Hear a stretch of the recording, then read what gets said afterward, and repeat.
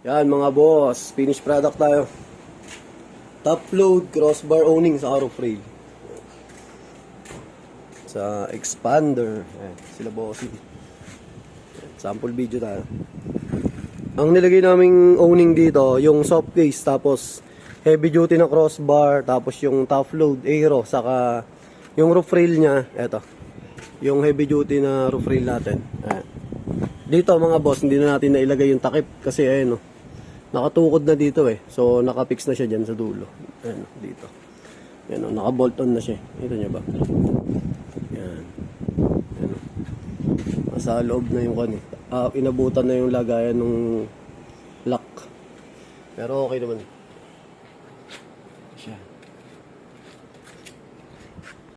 Ayan, taga-Dasma pa to si Bossing. Tapos sila ma'am, ayun, may nakapila pang BRB. Top load din yan. Yan, all goods na. Sample video lang tayo. Ayan.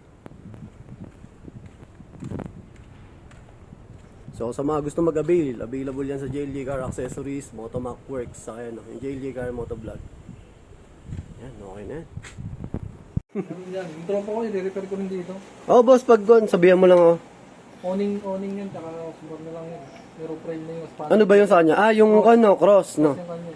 Ito kasi kay Bossing, ayan. Wala pa tong roof rail. Nakakuan nga to eh. Naka-gutterless to, tinanggal namin. Kasi palpak yung gawa. Nasira yung rubber niya sa gilid. Yan, kaya din na natin pinakita. Huwag natin sabihin kung kaninong gawa. Pero okay naman na. Kaya pinaroof rail ni boss. Ayan. All goods na.